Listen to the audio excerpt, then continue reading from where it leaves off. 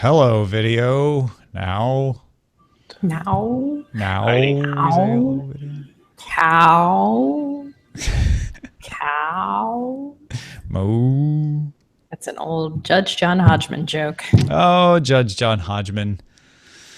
I nominate you for the Supreme Court of my heart. Cow. That's an oldie.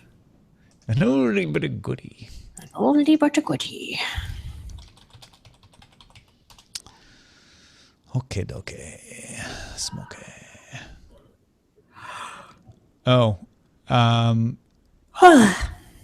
you should. Oh, I don't want to say that on the stream though.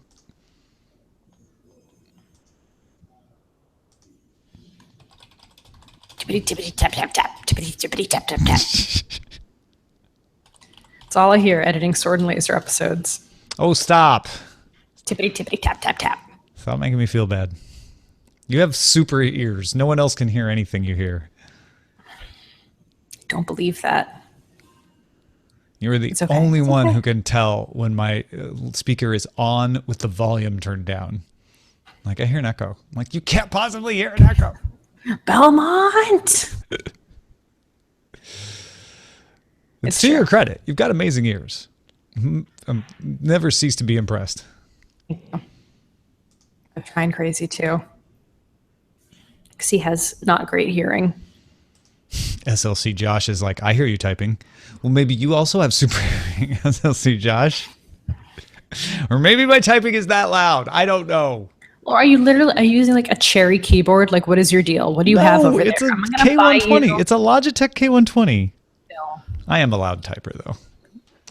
I'm gonna just buy you a nice Apple keyboard with little squishy pads. I'll make that loud, too. I swear. I swear. Ryan his typing on the new MacBook Pro is like insane. It's like I do not like those chiclet keyboards and never have. And they're now that they have even less travel, it's like, ugh. it's such a different sound from the old keyboards. I know. Okay, shall we get going with the old show then? Oh, sorry, the air conditioning just came on. I have no control over it. Hopefully it's That's all not right. too annoying. No, it's not. Okay. Okay. Well then, Well then. let's do this. Daily Tech News Show is powered by its audience. To find out more, head to dailytechnewsshow.com/support. This is the Daily Tech News for Monday, January 30th, 2017. I'm Tom Merritt. Joining me, Veronica Belmont, back on a Monday. How are you been, Veronica? We missed you. I'm good. Howdy ho. Happy Monday. Howdy ho. Howdy ho. Happy Monday to you, too. We're going to be talking about robots who make coffee. I could not imagine a better topic for us to talk about. This is like basically Veronica podcast. Veronica Dream Podcast. Yes. We're going to talk about that in a little bit, but let's start off with the top stories. In light of a disappointing Q4 earnings, Fitbit announced it will lay off 110 people, 6% of its workforce. Fitbit sold 6.5 million devices in Q4, but saw revenues fall below guidance. CEO James Park said the slowdown was part of a transitional period. He promised the ability to deliver a more personalized experience and upgraded products, which will stimulate new areas of demand. That's brutal. Yeah, this is our first check-in on the wearables market since Fitbit had a disappointing Q3 and disappointing forecast more for Q4. So they didn't meet the expectations of those disappointing Q4 forecasts. That's bad.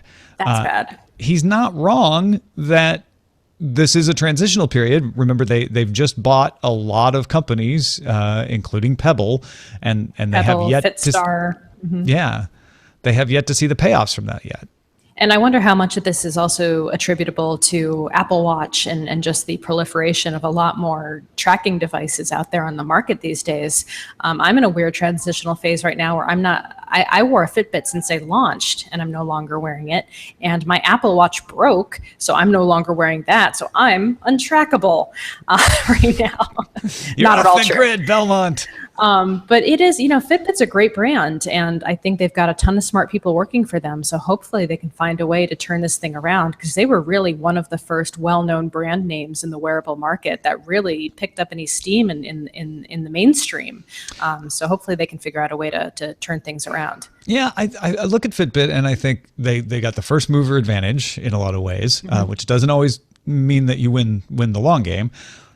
But there's no credible threat to them either. It's more about whether the market itself is just going to implode, or if they can be the company that comes up with the way to revive the market before somebody else comes up with a way to revive the market. And Apple certainly is in on that as well. Jawbone is in on that. There's a lot of people trying to come up with that thing. Yeah, totally agree. Namco founder Masaya Nakamura has died at 91. Nakamura was often called the father of Pac-Man for heading the company that brought engineer Toru Iwatani's creation to market in 1980. Nakamura founded Namco in 1955 with 2 mechanical horse rides on a department store rooftop. That's awesome. I know. I'm a sucker for that story of he started with just 2 mechanical horses and launched an empire, including Pac-Man. Only 2 mechanical horses to his name. Yeah. And I do think it's unfortunate. I don't want to take anything away from Nakamura-san, because he is the father of Pac-Man. But then what does that make Toru Iwatani? Is he the midwife of Pac-Man, or? Well, Nakamura-san helped him kind of see the vision out. Yeah, no, and absolutely. Nakamura is the one who made it possible for Pac-Man to be created, and what a heck of a legacy. So unbelievable. Sad to see him passing. Dropbox is launching Paper globally Monday. This will be our, by my count, 18th app to be named Paper in history. It is a basic document editor. It's not actually an app. It's a basic document editor within the Dropbox system. It allows you to do collaboration, track your changes on a timeline. There's some project management features, some really cool ones in the works for assigning employees and doing some task management. Another feature is also being launched called Smart Sync. This is Dropbox Infinite, if you remember hearing that announced. Smart Sync allows speedier automatic syncing, eliminates storage requirements on the hard drive, so you don't have to reserve a bunch of space to keep all your Dropbox things. You don't have to do selective sync. It'll just be smart enough, they say, to automatically figure out what's going on there. Paper launches for all users in 21 language markets now, although you'll need an enterprise or business plan if you want to use the administrative features. And Smart Sync is only available as an early access program. You have to be a business or enterprise customer to get that. This is fascinating to me because it finally feels like Dropbox and Google Drive / Google Docs are kind of really going head to head in a lot of ways, because people use Google Drive as a document repository and use Google Docs to essentially fill that and use that as an access point to get those online documents. And Dropbox was always just that repository. And so now having that editing feature kind of brings them nose to nose in a lot of ways. And one of the reasons that I've wanted large hard drives on my laptops is wanting to have all of my Dropbox files locally so I could have offline access. Smart Sync is their attempt to say, you don't worry about that. You can have a smaller hard drive. It's fine. You'll still have access to all your files. Now, obviously not offline, but we'll be smart enough to make sure that the ones you access most often are the ones that are located on your hard drive when you need them. It's a lot of trust for me, though. That's a lot of trust. I know. I similarly feel that kind of fear every time I use one of these services. What do you think of the project management aspect of Paper? I need to look at it more closely because I do love stuff like that. So I use a lot of different kinds of tools right now. I don't have one complete tool for everything I do in terms of keeping track of my documents and project management and task management. So I'll have to see what that offers. We use Google here at my company.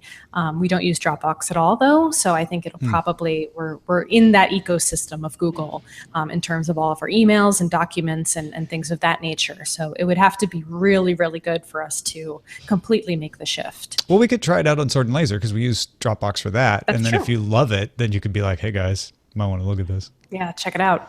The Wall Street Journal reports that TechCrunch has confirmed that Snap Inc., maker of Snapchat, will list its stock on the New York Stock Exchange. Woo! Recode's Kara Swisher reports that, according to sources, Snap will publicly file late next week on pace for a March IPO. The company previously filed with the Securities and Exchange Commission in late 2016 to prepare for an IPO, but this will be the first public disclosure of its finances. Yeah, so it sounds like you're going to be able to buy yourself some Snap stock Is it going to be Snap? Do you think they're going to get Snap? As the code. Yeah. That has been. I read an interesting article about like the company that reserves the codes so that they can make sure that companies get them and what you have to do to get your code. Mm-hmm. I think they will. It sounds cool. to me like they will. I thought you were saying, are you going to snap up some of their stock? Are you going to Snap? I won't, because I don't buy tech stocks because I do this show. Conflict of interest. I mean, but if I didn't, would I? Yes, I think I might. And this is not a stock purchase recommendation. It is not a predictor of future results in any way. But it does seem like Snap is on the upswing. Whether it's going to have like a spike on its IPO is a whole different matter. Mm-hmm. Greg Sterling at Marketing Land has a column up posing the question of whether tech companies in the United States can remain neutral in the country's current political climate. Uber suspended surge pricing to New York's JFK airport over the weekend to avoid appearing to be profiting from protests there. However, at the same time that they did this, New York taxi drivers were engaging in a 1-hour strike in support of protesters. So many looked at it as profiteering by Uber, and a delete Uber movement was started in response. In addition, Uber CEO Travis Kalanick is a member of the president's CEO advisory board. Conservative organizations in the past have organized boycotts of Amazon because Jeff Bezos owns the Washington Post, Netflix for issues with a documentary about Syria. So it is increasingly becoming difficult for a company to go about its business in a way that doesn't offend someone. Mm-hmm. We'll talk a little bit about this delete Uber movement in the sense of whether how much it helps for you to vote with your dollars, so to speak. But just a reminder for folks who have a desire for wider political discussion on this show. Daily Tech News Show, we have kept throughout this entire crazy election and inauguration as a place away from politics. If you needed a break from all of that, the only politics we try to talk about on DTNS is when it bears on technology. So we talk about encryption when Apple was resisting a court case. We talk about net neutrality. We've talked about Ajit Pai as the new commissioner of the FCC. When it bears on your use of technology, we're going to talk about it. The rest of the time, we keep it out of the show, and we keep it out of the show on purpose. Do not take that as us not caring, and do not take that as you knowing what we think. Myself and the contributors and our producer, Roger Chang, all have different opinions about these sorts of things. And there are other places where you can go to find out those opinions. I do a show with Roger Chang, my producer, called East Meets West. Justin Robert Young does Politics. I'm often angry on Twitter. You can follow Veronica on Twitter. Scott Johnson does the morning stream. So Patrick Beja does a great show called The Phileas Club. There's lots of places to get that sort of stuff. But it's that same idea of like, you can't stay neutral that made me want to tell people, like, just because we're not talking about it doesn't mean you know what we think about it or that we don't care. Indeed. I approve this statement. To bring it back to the delete Uber thing, like how hard is it for a company now? Because Uber has a whole lot of other problems with it, right? They've been arrogant for a long time, and this may be reaping what they sowed a little bit in being so arrogant about things in the past. But if they didn't knock out surge pricing, they would have also been accused of profiteering, right? And I mean, to go back to politics and technology, I mean, Brian Krzanich from Intel today, sent out a big email to employees about the immigration and that situation, but he also sits on the technology board for Trump. Right. So, there's a lot of stuff at play here, and we will keep you abreast of it and try to refrain from sharing our more subjective opinions on the matter. You can, as Tom said, find that information elsewhere. Let's talk coffee. Okay, Starbucks has added a feature called My Barista to its app that lets you order and pay by speaking or typing in natural language. 1,000 iOS customers will get access to the feature in a limited beta test. A phased rollout is planned through summer 2017. Starbucks also launched a reorder skill for Amazon Voice Services to use AVS devices to order the usual as designated in the Starbucks app. Yeah, so this is interesting to me in a couple of ways. One is the fact that you see Starbucks doing a traditional beta phased rollout of a feature. This is the kind of thing you expect on iOS or Android, right? And they're like, no, this is actually, I feel like this is highly unusual. I don't know if I've ever seen really a big company do a phased rollout so small before. I mean, this is a pretty small cohort. And I'm really curious to see like how the results are going to look. I mean, as a product manager, I'm like fascinated by this kind of stuff. But yeah, by a traditionally non-technology company doing this. Yeah, but the Starbucks app, I got to say, I love it. I'm not a big Starbucks drinker. I'm kind of a coffee snob, which we'll learn more about later.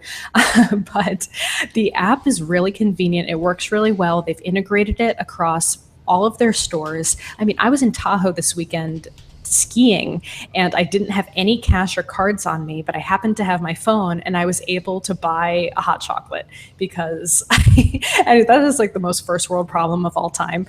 But it worked the way it was supposed to and they accepted it as payment. And that convenience level is kind of what makes Starbucks such an amazing popular brand. Yeah, I have to say, I am not someone who I am not someone who thinks Starbucks coffee is that good. It's not a prejudice against the company per se. It's just not my favorite coffee of the coffees that I usually have available. I will say that I have found myself going to their stores more because people will give me gift certificates and then the gift certificates go in the app and then the app is with me. And I'm saying, oh, well, you know what? I have a gift certificate. It'll essentially be free. So, okay. And now I'm going to want to go try out this chat bot. And I'm gonna want to try talking to it, and I'm gonna want to try typing to it, and see if there are any differences. And another interesting thing in the article that I read here, I think it was in the TechCrunch article, was that they have had to figure out how to load balance because and actually it might be in the article about Cafe X, because when they first launched their app as a way to order, so many people were using it that the baristas couldn't keep up with the number of orders coming in, because usually a line of people will kind of moderate how many orders are coming per second. But if everybody can order at once, no matter where they are, there's no rate limiting there. Yeah, I mean, to me, it seems like a good, I really would like to know how they solve for that problem. I can imagine that maybe they have a dedicated person working online orders. And so they're able to kind of guess what that person's output is going to be and give, acceptable time frames for when your coffee will be ready to the customer. I think that would make a lot of sense, but you can't really factor in, I guess maybe they have a way to factor in live customers and be able to combo those things together. Maybe they can see the list of orders already up at that particular store and start merging those two lists in together to get an estimated time of finished coffee. All right, let's actually extend the coffee conversation and talk about the robot making coffee at Cafe X. But real quick, to get all the tech headlines each day in less than 10 minutes, subscribe to dailytechheadlines.com. All right, Cafe X is now open in San Francisco at the Metreon, not the Metreon, Metreon. I believe it's AMC Metreon most late. The AMC Metreon. Is it the is back? Okay, it's the AMC Metreon. So hard to keep up. Anyway, this is the second location. There's also a location in the Hong Kong Science Park. That one's a little harder to get to, I guess. It's a little more exclusive. You have to work in the business park. Founded by Henry Hu. They're located in San Francisco. Their next location is planned for Fremont, California, so they're keeping going. But the main focus of this place is that a Mitsubishi 6-axis industrial robot that they call Gordon prepares your coffee, and addressing that barista problem we mentioned earlier, can do 100 to 120 cups an hour, Veronica. I have actually seen this thing in action. They were part of Jason Calacanis's launch incubator. And so they presented and did a little showcase at the launch conference last year. And I was also on board as one of the rotating advisors for that class of companies in the incubator. I don't have any stock in this. There's no conflict of interest here. I have nothing to do with them. But it was really fascinating to see how they built this thing and how they built the technology around it and the software. And it's definitely, it's coffee at, mass production levels, but it's better than what you would get out of a Keurig. It's like somewhere in between, in San Or that Francisco. vending machine that has the poker on the bottom of the cups. Yes, exactly. It's definitely a few steps above that. Well, if you're wondering how this works, there's a company called WMF that makes these high-end coffee machines, and you'll see them sometimes, especially in airports and places like that. They produce good coffee. They're machine-made coffee, but they're good. They are not the same as having a Chemex made, hand-drawn barista, but for machine-made coffee, they're quite acceptable. And the WMF coffee machines are networked, so they actually receive your order and prepare the order. The robot arm is simply grabbing the coffee, placing it on one of 8 warmers, and then when you come up to retrieve your coffee, it puts it in the bin for you. On your side, what happens is you either use a kiosk in the restaurant or an app. You order the coffee, and when it's ready, they text you a code. You walk up to the counter, type in your 4-digit code, and then the robot puts your coffee in the bay so that only you are getting your coffee. If you don't pick it up within 8 minutes of it getting made, they dump it. And they say they'll make a second one for you for free if you ran late unavoidably. Yeah, they also, I thought they were doing some geofencing stuff where you can place the order on the app, and when the machine knows that you're within a certain distance, that's when it prepares it to make sure it's ready to go and hot and fresh. Yeah, it said in I think in the Fast Company article that they are trying to work in some prioritization so that they make the coffee for the person they know is in the restaurant because they ordered at a kiosk before the person who's still around the corner. And that's interesting too, because the Melt here in San Francisco, I think they only have locations here in SF, uses similar technology to make sure that your grilled cheese is going to be hot and fresh when you're within a 1-block radius of the store. Well, and what's interesting about this too is that they're able to get you faster coffee, right? They're able to charge you less. It's only $2.25 for an espresso, $2.95 for a latte, which depending on where you're in the country may or may not sound like that good of a deal, but you're talking about $4 or $5 for that if you go to a nearby San Francisco location. So this is quite a discount.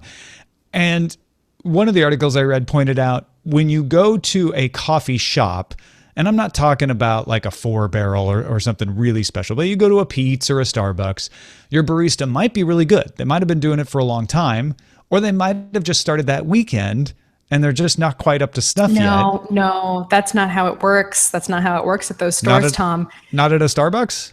Maybe okay. Oh, you're talking about Starbucks, not the third wave coffee places? I'm saying not at 4-barrel or a place like that, but at a Starbucks or a Pete's. That's right.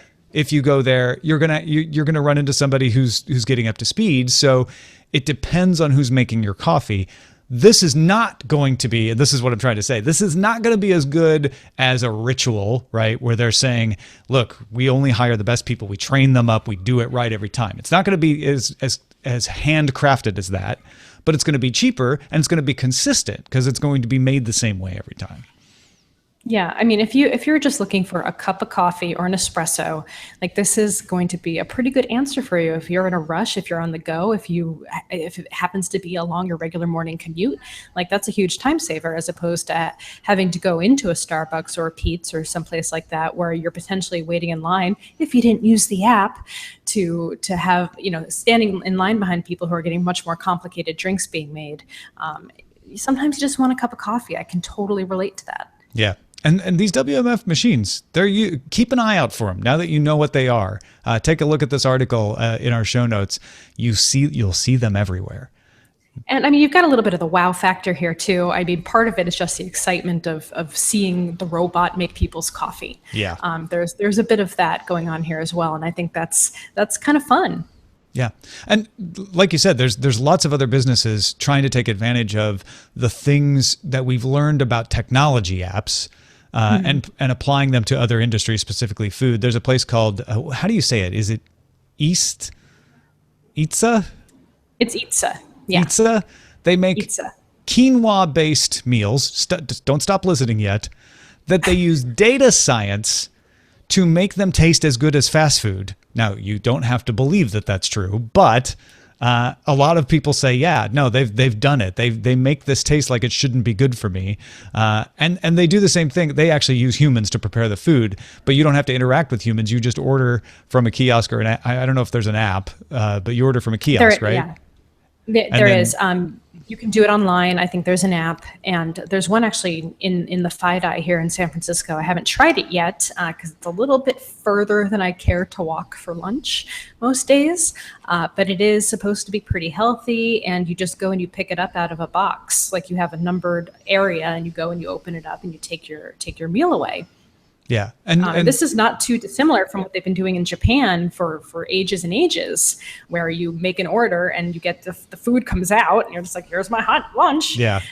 So it's optimizing for speed, efficiency, and also health. And the twist is they're using data science to monitor, like, what are the flavors that people respond to?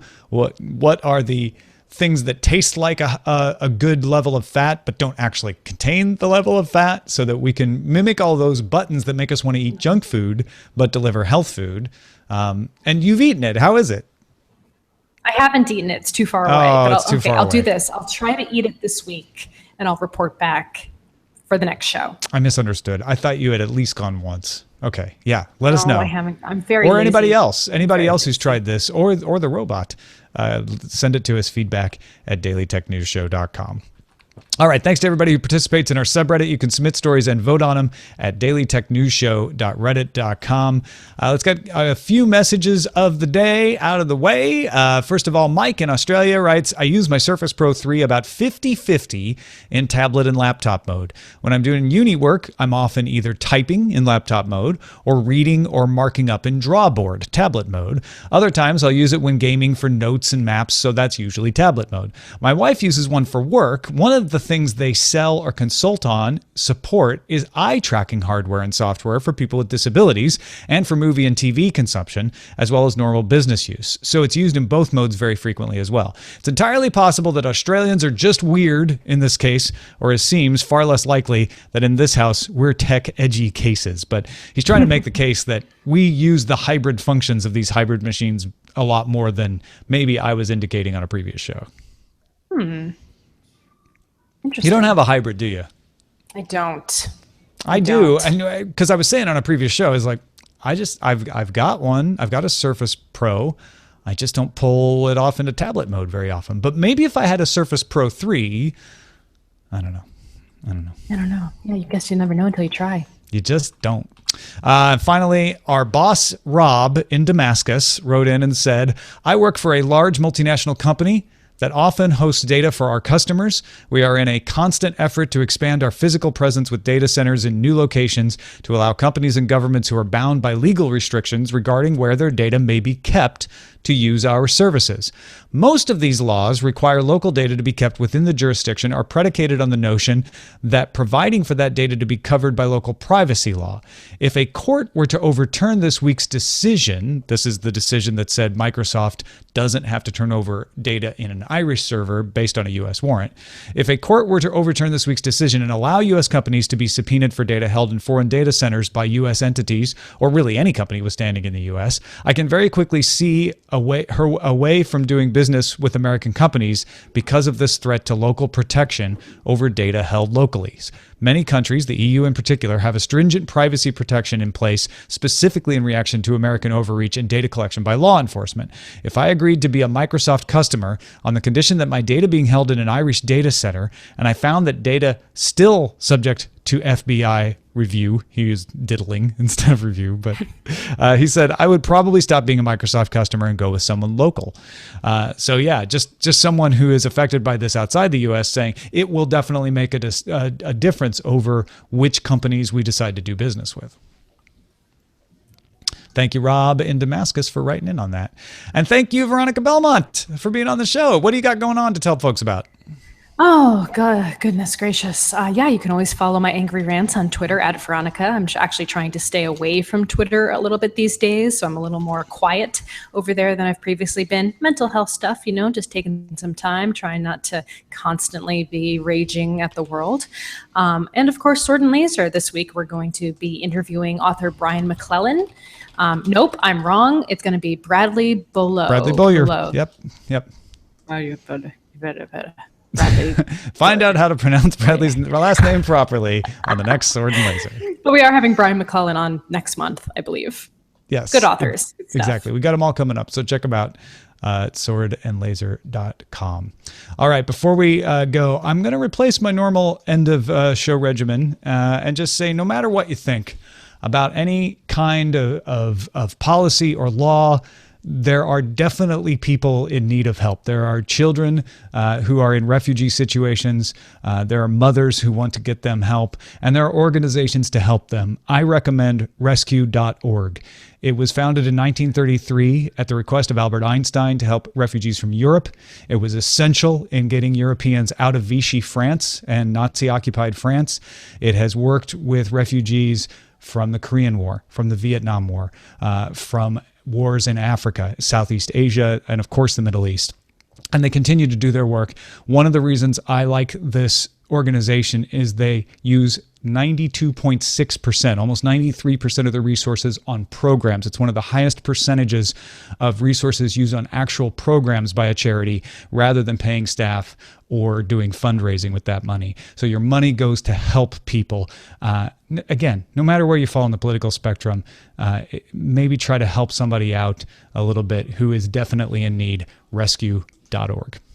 Our email address is feedback@dailytechnewsshow.com. We're live Monday through Friday, 4:30 p.m. Eastern at alphageekradio.com and diamondclub.tv. And our website is dailytechnewsshow.com. Back tomorrow to explain IPv6 to you with Patrick Beja and our guest Ethan Banks. Talk to you then. This show is part of the Frog Pants Network. Get more at frogpants.com. Diamond Club hopes you have enjoyed this program. Boom. I for Good one show. welcome our caffeine overlords. Nice. Always good with an overlord joke. Robot machine is full of beans. That's me. The intractable V. That's you. Also me. I'm often angry on Twitter. That's definitely you. Yeah. Oh, yeah, these are all me. People Robot machine is full of make fun of beans. me for being angry, but you are an angry person. If a paper app falls in the woods, ellipses. I'm not an angry person. I have angry perspectives. Oh, Same snap. same as you, Roger. You're not actually an angry person. No, I'm vindictive. Oh, snap. We're on the stock exchange. Oh, snap. We're on the stock exchange. Nice. That's funny too. Results are not so fit. I want to be fit. You know who works at Fitbit? I need to check up with him. It's my client. Turns out paper is popular. Turns out paper is that's the Yeah, title. no, I get it. Okay, snap. There was no replies. Snap, get snap. Coffee. It's a funny, desperate cry for caffeine. What is that? Whoa, these are all Stephanie Ray. I kind of want Robot Machine is full of beans. Okay, Robot. What do you guys think? Who says Robot anyway? Me, I say it. That's why they're making fun of me. We You can say change it to robot? robot. I still like it. It's an old. Is it an instance joke? I don't even know. Robot It's like arms. Robot arms. That's a TMS joke. It is okay. TMS joke. Yeah. It's a frog pants joke. Yes, Robot. exactly. It covers much ground. It but- does. ROBUTT, Robot. All right. I have to go back to work. Okay. All right. Guys. Thank you, Veronica. See you later. Okay. Goodbye. Oh yeah, I'll let know me about- know what I'll let you know the. about Monday as soon as I know. Yes. Thank you. Yeah, there's an event for the project that I'm managing. One of our big projects that needs managing next Monday, so I have to be there because And because you're a project manager and it's a project, you'll need to manage it. I'm not a project manager. I'm product manager. Manager. Well, then you don't need to Different go. jobs. Then why do you have to go? Did I say project manager? You said it was a project. I'm product managing never mind. I'm gonna go back to bye. managing things. Go manage a product somewhere. Bye. Thanks, Veronica. I just need something to inflate my tires. Mm-hmm.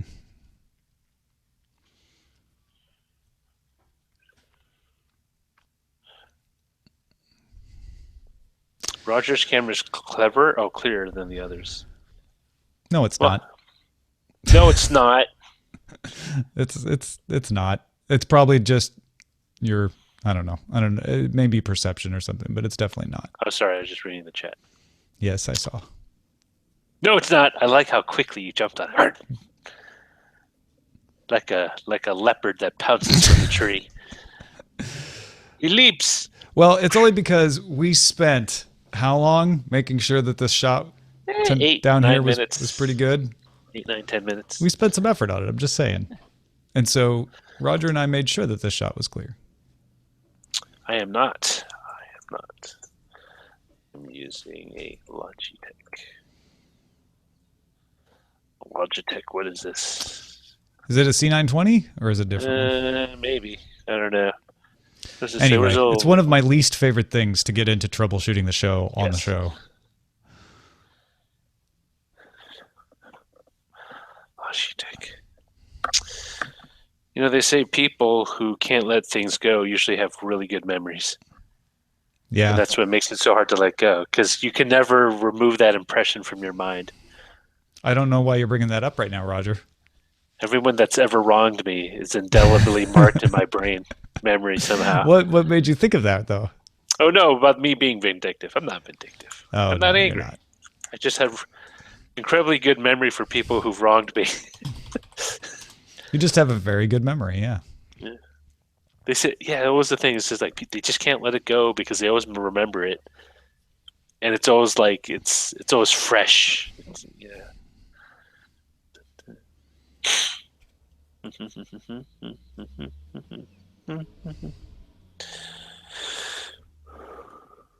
Yeah, BioCow says, and yet Schwood created an empire on troubleshooting online, except he had someone else to help do it. I just need to have more people. More people. Don't make Roger angry. You wouldn't like him when he's angry. Chang Hulk. Well, as I get older, I'm generally a little less liable to do anything because it's too much effort. You mean anything vindictive? Yeah. Like I used to have detailed plans written out, like what I would do to some people. Yeah. Just anyone who wronged me. Then it's like, this takes so much work. It does. It just takes. It's like, man, for all the stuff I have. It's true. Like a lot of things that used to really bother me when I was younger don't bother me anymore. Mostly because I'm just like, you know what? I just don't have the energy to be bothered by that. Well, like I had a whole thing about like how to stake out a person and figure out what the routine was, and then it was a multi-stage step. It would be something I would implement over a course of 6 to 8 months. You can't accuse me of being rash. No, you're very methodical, it sounds like. Yeah, no, I would. And the thing is, I didn't want to get caught, so I had all these steps to ensure that whatever, pieces of evidence I would keep to a minimum. It's almost sociopathic.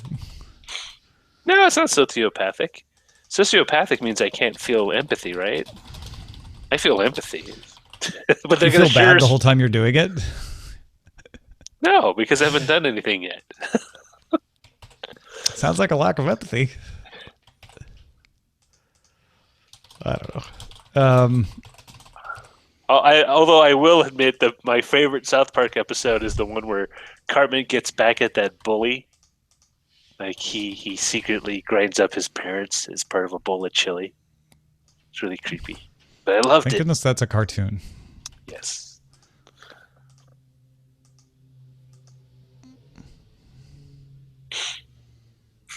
I guess because you. That's it. Scott Tenorman. Thanks, Captain Jack. Scott Tenorman? Who's Scott Tenorman? That was Eric Cartman in South Park's nemesis. He was trying to train a pony to bite off his genital by using a carrot. Oh man, why do you got to talk about stuff like that? I'm sorry. It sounds horrible. That's a great episode. I'm sure it is. Dun, dun, dun, dun. Yeah, TextJeb just expressed my Ouch. exact feelings.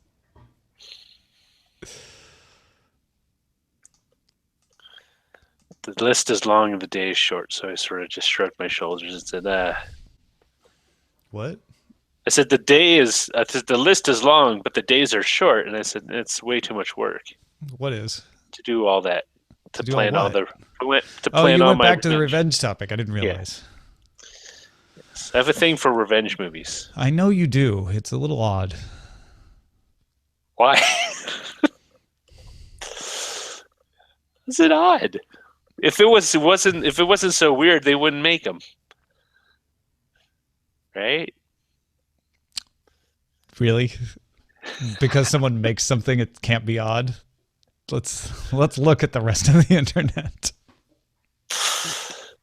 Hey, you had not Judd Nelson. Who's the other guy? The English guy. Pretty good looking, and then he kind of went bald, and then suddenly had hair again. Jude Law. Oh, what? Jude Law went bald? Yeah, for a while it seemed like, and then I he don't got remember hair that. again. He's not that old. Is he? You don't have to be old to be bald. That's true. I knew a guy from high school who had the unfortunate. Well, I should say unfortunate. It's really just a societal. Yeah, Jude Law's 44, so. It's older than me. I don't know where you're getting this. He went bald and then stopped. Here, I'll send you. I'm looking at. It just looks like. I don't know. I'm just tired of people picking on other people. Okay. Like, how would you feel if you were Jude Law? Really wealthy and pretty content. But that doesn't make it okay to be picked on. How many times I just mentioned him once? Like today, I've never had an ongoing dispute with Jude Law. So it doesn't matter. It doesn't matter how many times. Oh, yes. I started watching The Young Pope, speaking of Jude Law.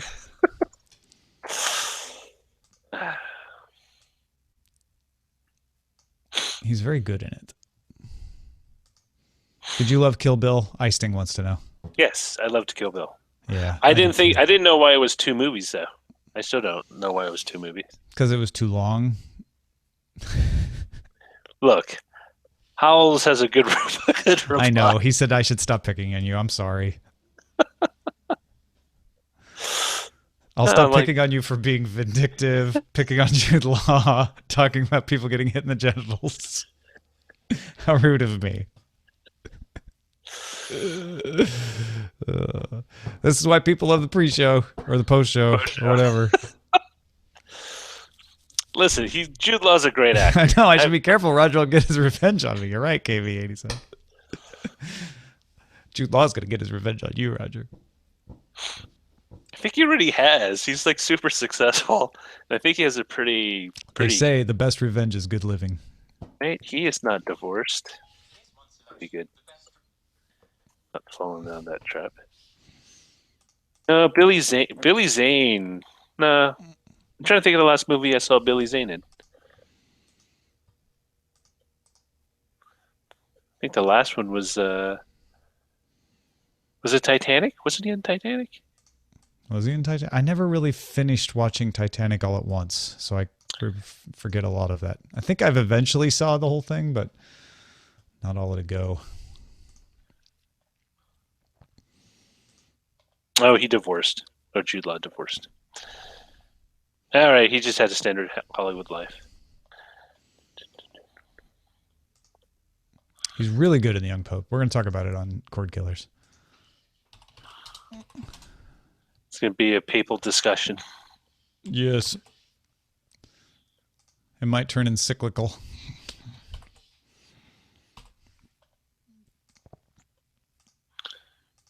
It's an interesting premise for a series of novels.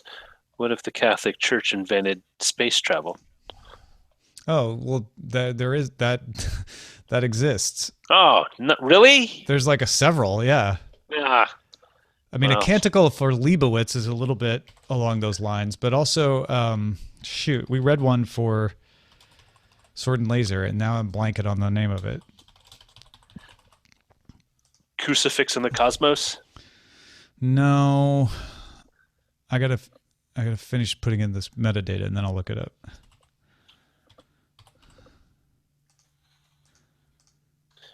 It was basically Jesuits did first contact. They built a series of missions on different planets. It was Jesuits in space. Huh.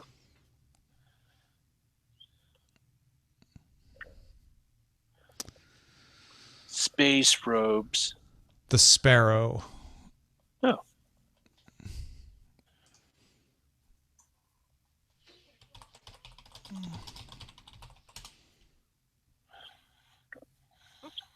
The Sparrow by Mary Doria Russell.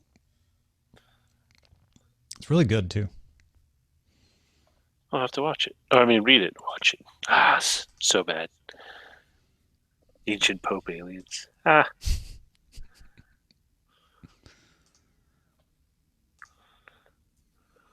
The Young Pope's good because it's not what I expected. And they bill it as like, oh, a young American gets elected Pope. What'll happen when he upends the order? And I'm like, okay, maybe, could be good. It's not what you think. Does it have conspiracies in it?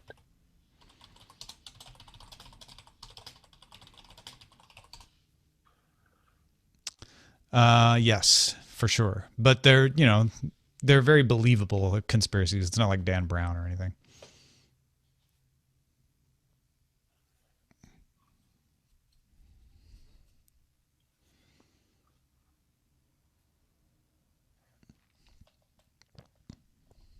All right. I've almost got everything uploaded.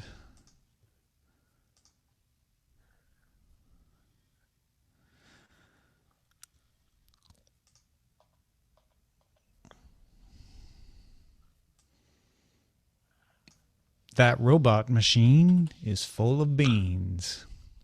Robut. Robut. Robut. Every butt has a robot. Publishing now. Woohoo! All right. Thanks, everybody, for watching. It's nice to be back downstairs. We'll talk to you tomorrow.